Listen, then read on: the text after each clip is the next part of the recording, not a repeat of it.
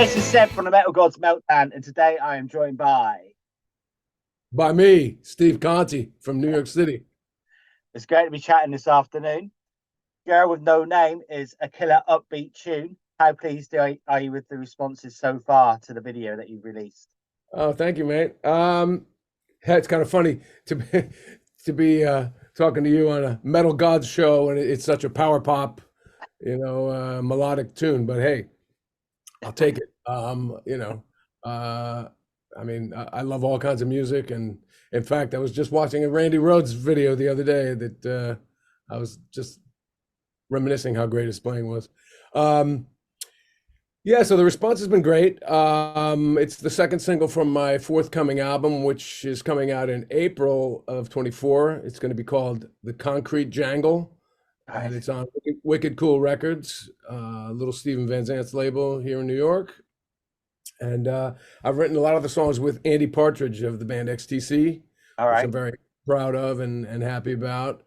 This song, however, Girl with No Name, is one of mine that I wrote when I was a mere lad of, let's see, well, it was 1984.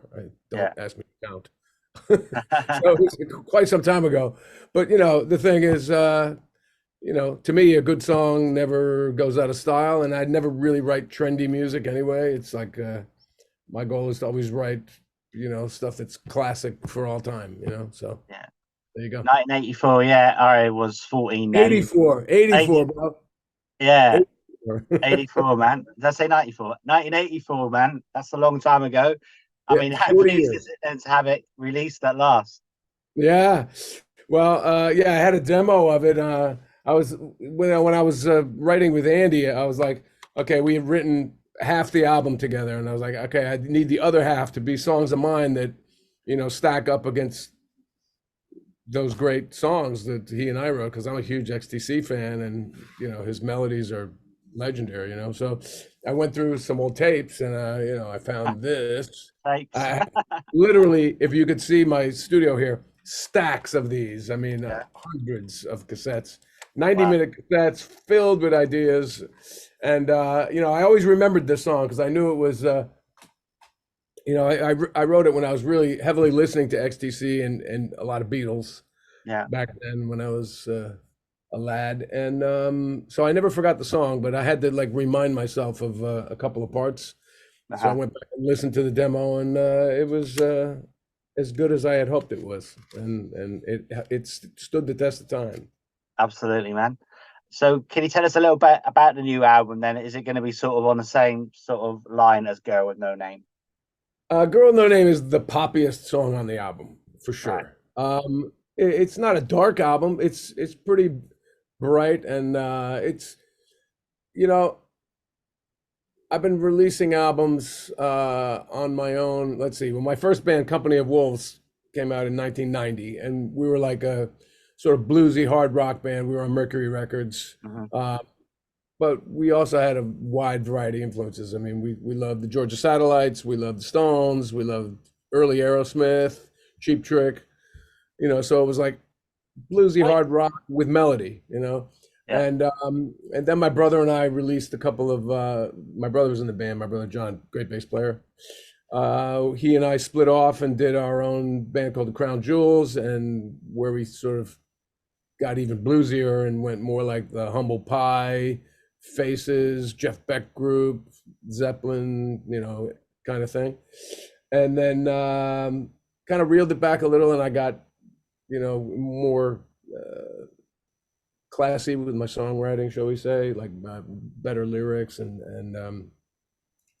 that ever since then, um, I've been combining both. Right. Where the lyrics have to be, it's not enough just to like sing your ass off and play great.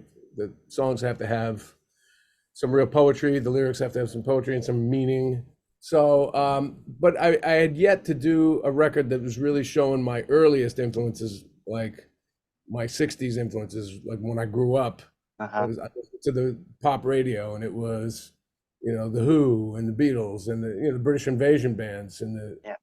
late 60s, mid to late 60s, um, And so, this album is like those influences finally coming out on record, which, I've written. You saw the cassettes, I have piles of them with that kind of stuff, but Yeah. I've just been releasing, like, and since I was in the Dolls, I loved the sort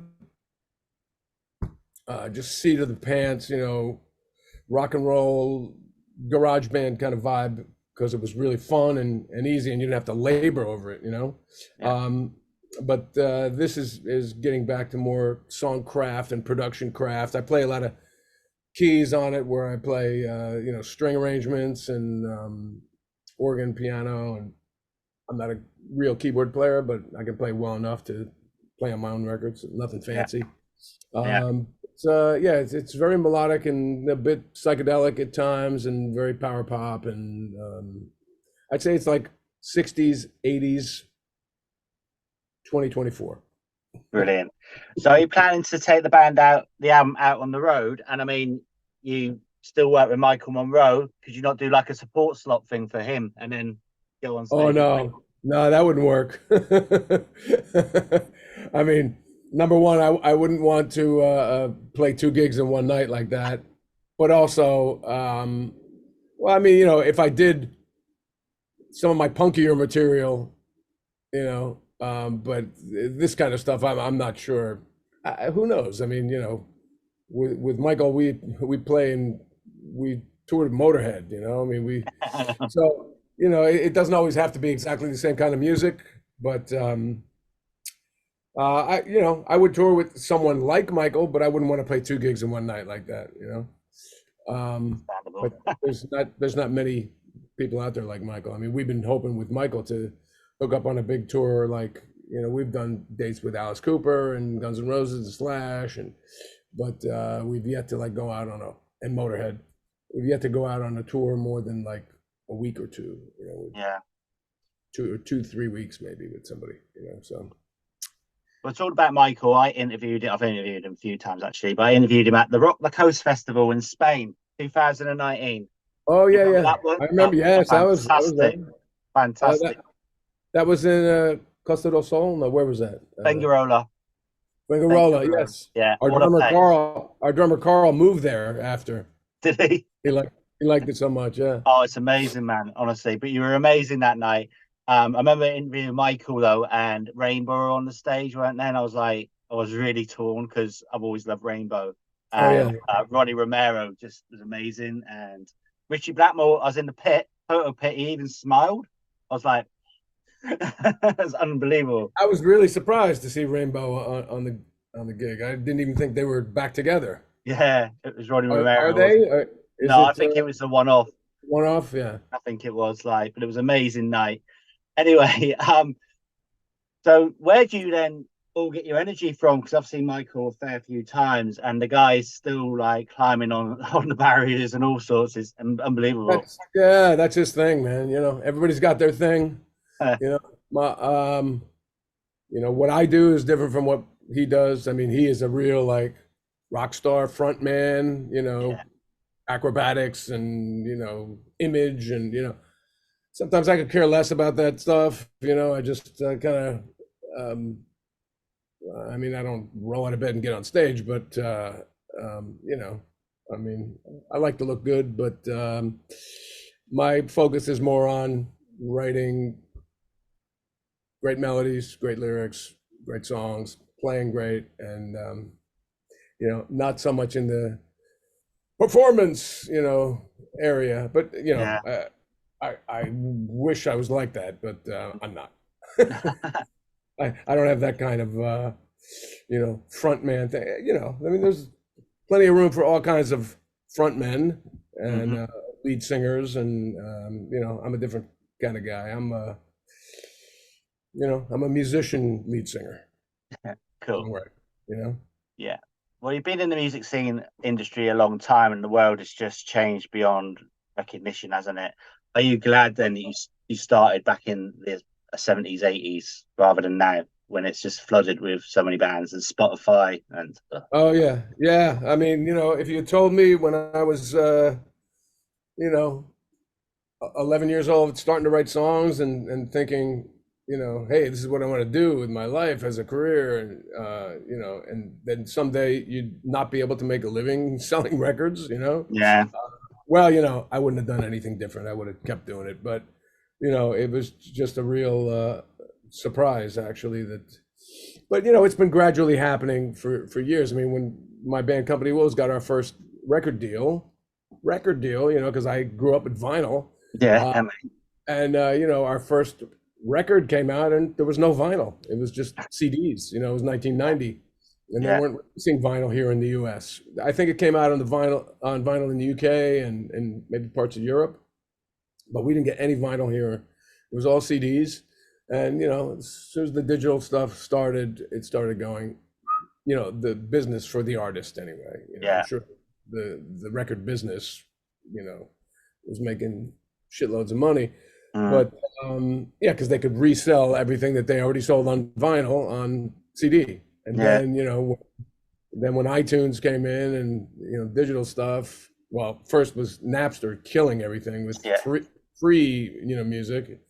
And then the companies figured out how to make money off that. And they're still, you know, and Spotify pays you nothing, Yeah. basically, you know. I hate Spotify. So, you know, I mean, I keep making music because I love it and I have to do it. And, you know, if I have to get another job, I will, but I won't.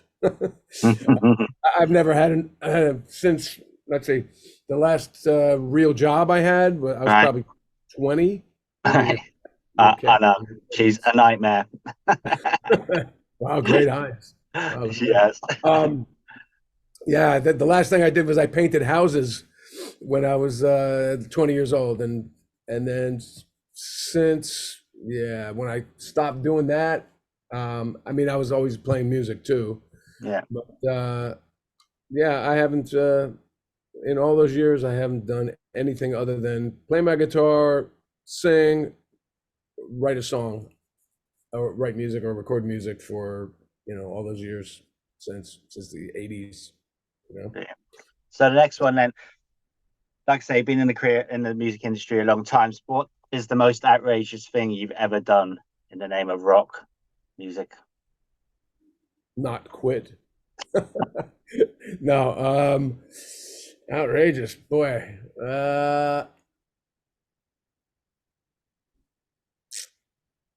I don't know. I mean, it's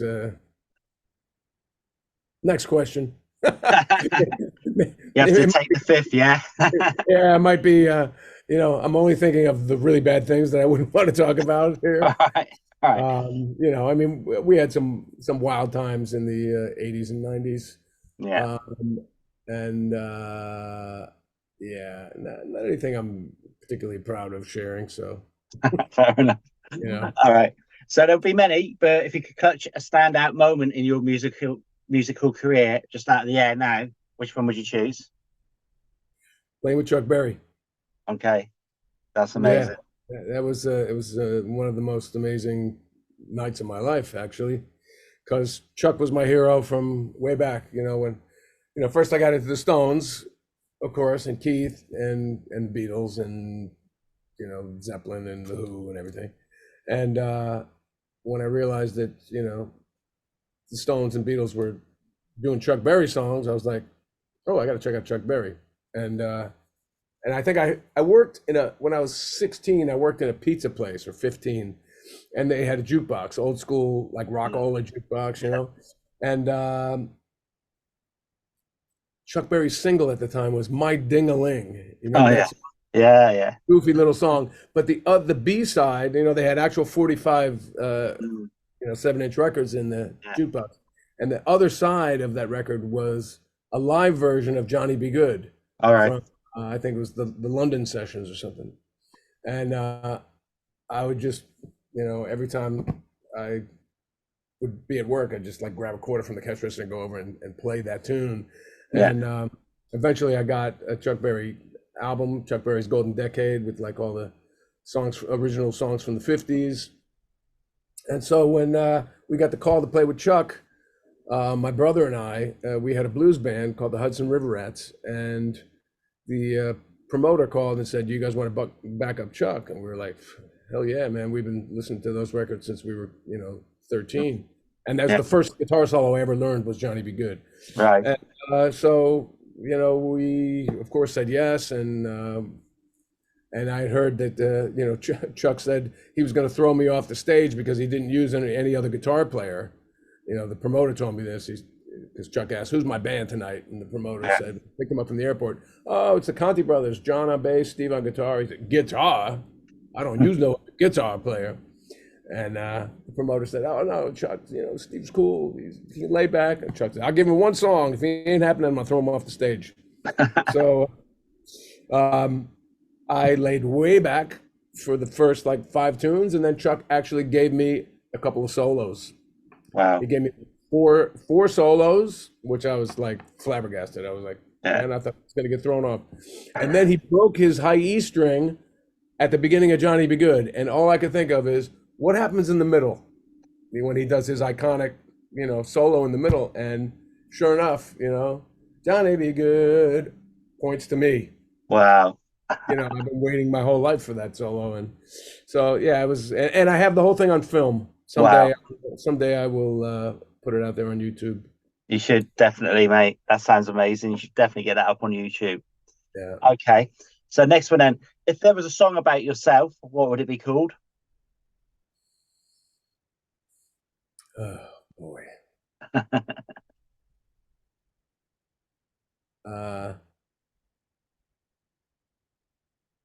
Chew.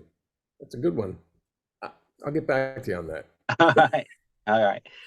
Something with soul in it, though, because soul is very important to me. Like, you can. I don't mean like necessarily soul music, like I'm playing I'm in the Temptations or something, but music with soul. It's written with soul and sung with soul and played with soul, real feeling and not trying to show off, and not from the head, but from the heart and the balls. You know what I'm saying? Yeah, totally, man. Okay, so go back to the album. Would it be releasing any more singles before release date? Yes. There's a rough plan to release one more. Let's see. One single in February. Then we start pre-orders in March. Another single. And then when the album comes in April, another single. So 3 more. Brilliant. And those will be digital. I have, let's see if I have it handy here. I did the first single was called 4th of July, and that was one of the ones that I wrote with Andy Partridge. All right. Wow. Here. Cool. And excellent. I still have some copies of that left. People, if you want, just hit me up. Please, mate. Available on my Bandcamp page, or all right. Everything on my website, steveconte.com, stevecontemusic.com, same thing. I did a video for that, a video for the new one, Girl with No Name. They're both on YouTube. But all those links are on my website, to Bandcamp, to YouTube, to my Facebook, Twitter, all that crap, Brilliant. But the next singles will all be digital. Okay. All right, man. The singles that the label does, they do a limited edition. They print 300 singles and that's it. And once they're gone, they're gone. They don't do anymore. So hit me up if you want one, folks. I sign them. I do it right here in my home studio. I sign them and I send them out. Look, there's one ready to go. Excellent. All right. Yeah. Bloody cat. Sorry. He's a little star. Okay. Can you give me them 4 words to describe Steve Conte? Soulful, passionate, skilled, and honest. Brilliant. I just want to quickly ask you about the Guns N' Roses experience and when you've been on tour with them. That was last year, actually. We played Tottenham Hotspur Stadium. Yeah, that was it was the first rock show at Tottenham Stadium. And we were the third act on the bill, right? So we were playing first with Michael. Yeah. It was Michael Monroe, Gary Clark Jr., and Guns. And since there had only been football games there before, we were on first. We were supposed to be the first band to ever play Tottenham Hotspur. Hotspur. But something happened with Guns before the show, and they were holding the show. People were outside. They were given no answers to why they weren't being let in. We were supposed to play at 6. People were queuing since, noon or whatever, and they were out there all day, and they didn't open the gates until like 7, and it was past our stage time, so we didn't get to play. Gary Clark Jr. ended up being the first. I don't think I'm at liberty to say what happened with the Guns, but we played the next night. So we were scheduled to play 2 nights with them. That happened the first night, and then the second night we went on as planned. And it's, I don't know how many people the stadium holds, 100,000, 80,000. But of course, when you play that early, it's maybe a quarter filled, but still it's 20,000, 20, 30,000 people. It was great. So it's going to be 5 fast questions now, so try not to think too much. The first one is favorite drink. Red wine. Favorite food. Italian. Favorite pastime. Music. Your favorite album ever. Revolver. Brilliant. And the final one is your favorite inspirational person.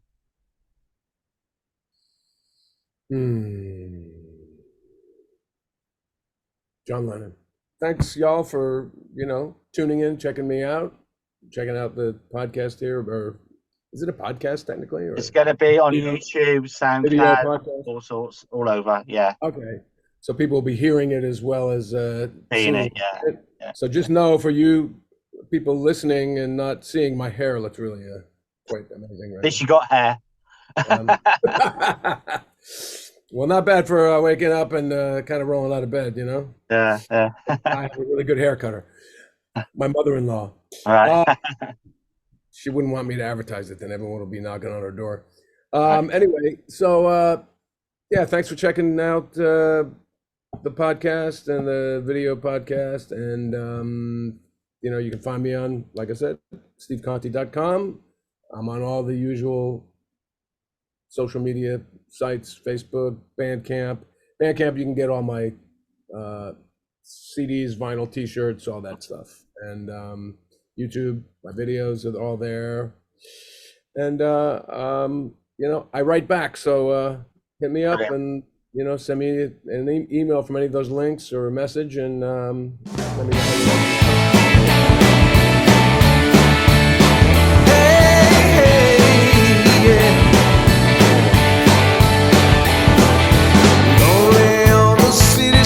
I'm helpless as I stand, painted faces smile at me and vanish in the air. Hear me crying, what's a boy to do? Suddenly I feel a smile flashing through the dark. Here she comes, and so my chance to try and start a spark. Hear me crying, what's a boy to do? Come through. I love a girl with no name. She's just a face, and I know I'm to blame. I love a girl with no name. Deep in my mind, she is mine just the same.